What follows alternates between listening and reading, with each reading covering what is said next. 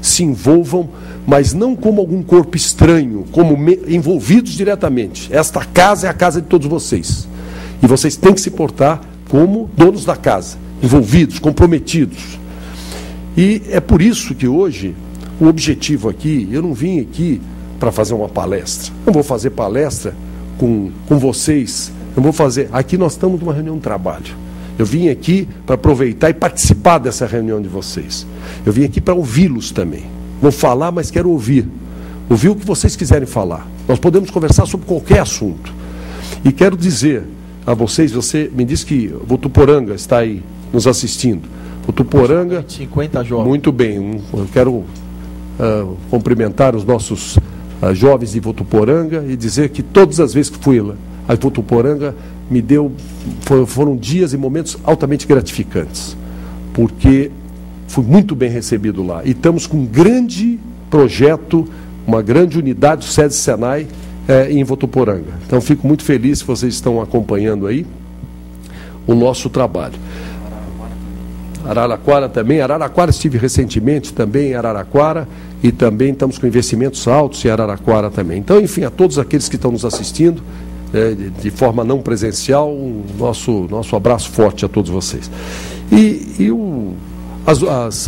os assuntos, quer dizer, que nós tratamos aqui são muito variados, não é? Então, nas nossas entidades, nós implantamos coisas que tradicionalmente não existiam. Eu falei, por exemplo, no Departamento de Segurança, isso é uma novidade, nunca houve. Departamento de Defesa. A indústria de defesa se difere de outros setores industriais. A indústria de defesa mexe com soberania nacional. A indústria de defesa é alguma coisa que você tem que fazer realmente e junto com a área de defesa do próprio governo. Então, é por isso que nós criamos um departamento de defesa. Começou com defesa, um comitê que se transformou num departamento, e esse departamento tem a participação das Forças Armadas Brasileiras, e que então, a integração aqui com as Forças Armadas é muito grande, no sentido de fortalecermos a indústria de defesa brasileira, que acabou, não é? Mas também de valorizarmos as nossas Forças Armadas. Nós não podemos abrir mão das Forças Armadas brasileiras. Nós temos 8.000 quilômetros de litoral, nós temos plataformas de petróleo que a Marinha não cumpre a obrigação constitucional de evitar um acidente ou uma sabotagem numa plataforma de petróleo. Nós temos 3 plataformas que representam 25% da produção de petróleo brasileiro. E de uma se enxerga a outra. Então, aí é a missão da Marinha de fiscalizar isso.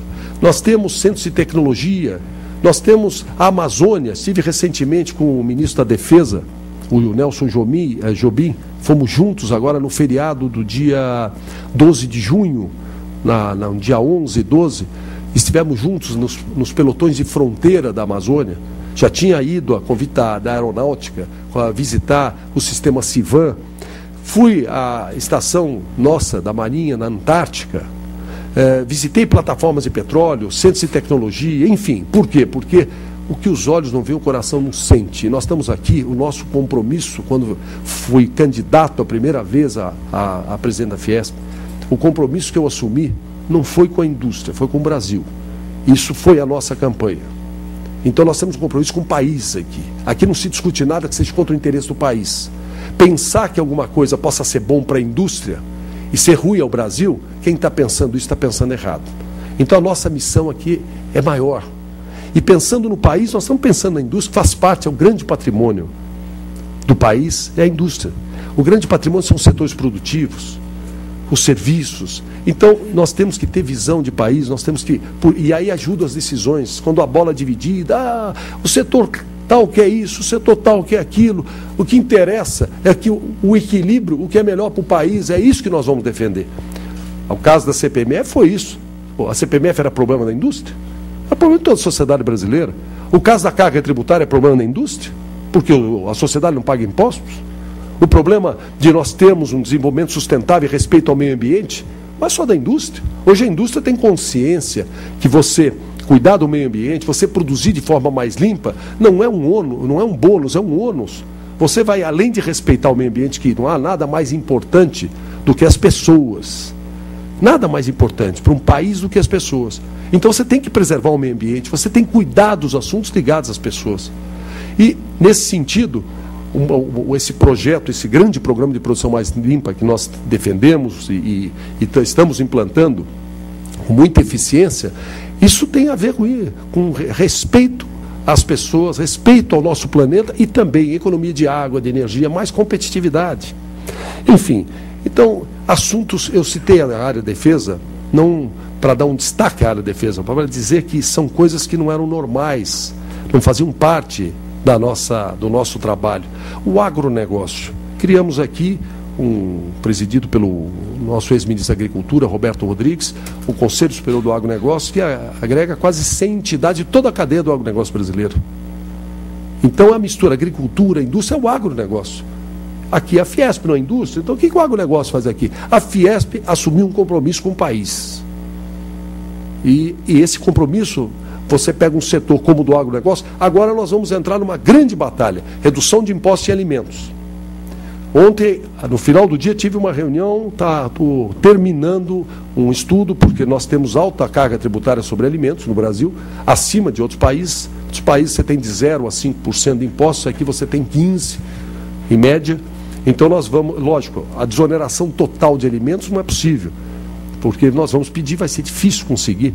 Você tirar o PIS e COFINS dos alimentos a 14 bilhões de renúncia fiscal. E o ICMS de São Paulo só dá mais que 5. Então nós não vamos conseguir reduzir esse valor todo, mas nós vamos tentar ampliar a cesta básica. Então alguns produtos já estão reduzidos, outros que não estão, nós vamos tentar ampliar. Vou tratar com o presidente Lula isso na próxima quinta-feira, que ele estará aqui quase o dia inteiro. Vamos receber aqui a presidente do Chile, a Bachelet, e o presidente Lula estará aqui. Aliás, isso também é diferente, porque não é normal. Eu gostaria de ver o presidente Obama recebendo o presidente Lula ou o presidente de um outro país na entidade que representa a indústria dos Estados Unidos. Isso não existe em nenhuma parte do mundo. E aqui, isso é quase uma rotina.